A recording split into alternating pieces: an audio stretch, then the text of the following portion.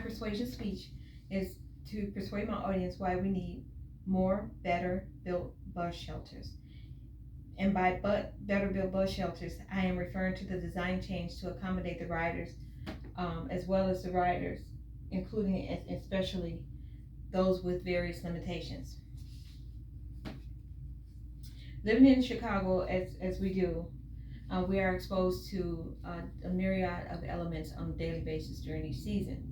Um, if you are not fortunate to own your own vehicle or to drive, even if you don't own your own vehicle, the public transportation is another option. It's a great option to get around the city of Chicago. However, our bus shelters at the current design do offer no safety against the elements. If you're standing under a bus shelter, usually you can get about 10 people under there, and that's before COVID-19. Now, maybe 3 people can fit under a bus shelter if you're considering social distance. And because on certain routes, the bus tends to get crowded, no one's practicing social distance, and quite naturally, or quite frankly, the bus shelters are very small. When it's raining, you still get rained on. They really, depending on which way the rain is blowing, you're probably going to get almost as wet under the bus shelter, depending on where you're standing, just as you would if you're standing outside the bus shelter. And again, there's only a couple of spots that you can stand without getting wet. And if the bus shelter is crowded or the bus stop is crowded, that means only a couple of people are going to be dry. Everyone else is going to be wet. And some of the bus shelter designs have a door opening in the back of the shelter. The front of the shelter is wide open. The side, the back, they may have a door open. And again, you're going to get wet. It also offers no comfort when someone wants to smoke. As people can do, they get up under the bus shelter and they smoke. And if everyone else is a non-smoker, then you're forced to leave the shelter. Again, if it's raining or snowing or it's windy outside, you're forced to stand in inclement weather while the smoker is smoking under the bus shelter comfortably. Design does not have ample seating for people. There's a bench there for seating. Unfortunately, only 3 people, 3 very small people, almost comparable to the size of children, can sit in that seating. And again, if we're practicing social distancing, really only one person should be sitting at that seat. But because we have people with disabilities that are catching the bus, and people that you may not see their visible disabilities may need to sit down, like the elderly. We also have people that are going to be catching the bus that are in their wheelchairs. There isn't enough room for a person, more than one wheelchair, and everyone else in there. That means that there's more than one person catching the bus that has a wheelchair. Somebody's waiting outside that bus shelter.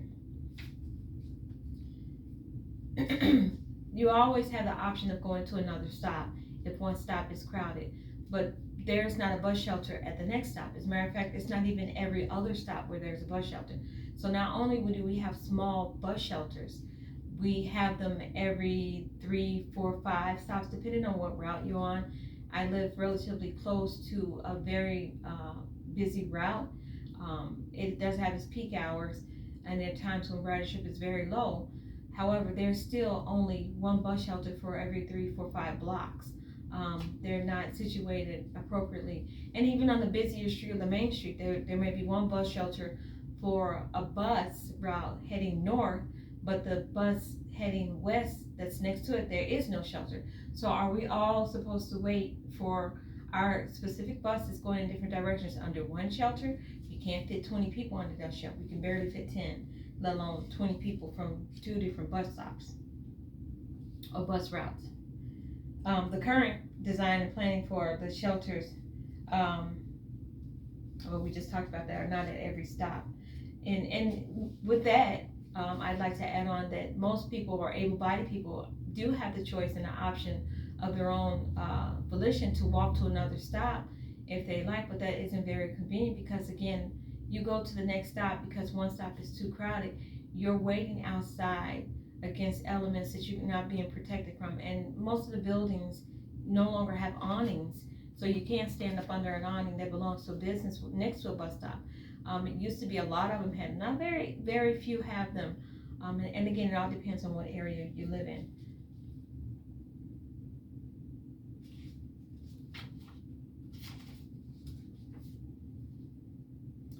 Very few bus stops have benches anymore. Even without the shelter, we used to have the benches where people can sit down and wait. That's even less than the bus shelters now. So there, I remember the concrete benches, the wooden benches. There's nothing to sit down at. So some people catching a bus at an off bus stop or not so busy, not next to a main street or the cross street, may, venture to walk to the main bus stop or the main street, the cross street, believing that because there's a bus shelter there, they'll have the opportunity to sit down. And then they get to that bus stop and they find that there's no seating left because the two people that are at that bus stop is sitting on that bench. And technically, again, it was set up for 3 people to sit down, but it all depends on what size those people are. A better bus shelter design, in my eyes, my idea of a better bus shelter is built like a smoker's shelter. If you've ever seen one, they're large, they're enclosed with an opening. Some of them have 2 openings, one in the front, one diagonal in the back, to accommodate the more smokers. And we have more people catching public transportation than we do more smokers, but yet the smoker shelter is humongous. Not provided by the city, of course. Usually most businesses provide their employees with a smoker shelter because of the smoking laws. It has a doorway to circumvent the air so that all the cigarette smoke is not under that roof. It has the closure, the wide side of the opening of the smoker shelter is actually shielded with another wall, and it's just an opening, just like a doorway. So you're protected from the rain, you're protected from the wind, and from somewhat the briskness of the cold. Because once you're under the shelter and you're there with many other people, that creates a certain level of warmth, and so you're kind of warm on the shelter. And then even in the summertime, you're shielded from some of the heat by standing under the shelter. It's in the shade, depending on the direction of the sun or how it's beaming down.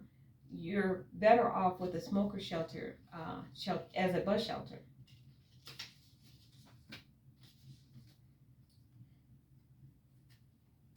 And even with the summer heat, regarding being shaded, because you're being in the shade, of course, it's going to be about 5 degrees cooler. I'll take 5 degrees cooler any day in Chicago summer. The number of people that can fit under the smoker style bus shelter is twice the amount that fits under a regular bus shelter, and I can even venture and say 3 times. But due to social distancing, of course, we only want twice that number. And the benches, you can practice social distancing still with it, especially if we had multiple bus shelters down a certain route, and it doesn't even have to be on every stop, not even every other stop, because the design of this smoker shelter turn it into a bus shelter. You can do a small, medium, large, depending on the space at either bus stop, but you don't have to have them at every other, maybe 4 or 5 blocks, because they're larger now. And so even the people who can walk, who are able-bodied, can venture down and say, okay, there's not one at this stop. Maybe I'll walk a couple of blocks until I see my bus comes and stand under this one. Or maybe when I know I'm taking the bus and I'm going to come out the house to take it, I'm going to head directly to where the stop is that has the bus shelter, as opposed to just standing at this bus stop, which has none, or standing at this bus stop, which I know will be busy with a ton of people during this time of day. And when we live in these neighborhoods where we take the bus frequently, for the most part, we kind of know what we can and cannot do and what's provided for us at various stops. The new design of the bus shelter will also have motion detector lights. So at night, the light isn't quite staying on, saving some type of energy. But as soon as when you go under the shelter, the light then comes on, giving you some level of or some feeling of safety standing out there when you have to take the bus or public transportation at nighttime. And also, I like for them to keep the same design that they have as far as telling you what time the next bus is coming, 10 minutes, and then sometimes the bus after that, sometimes the next 2 buses after that at certain stop, if it's working, it tells you when the next bus is coming.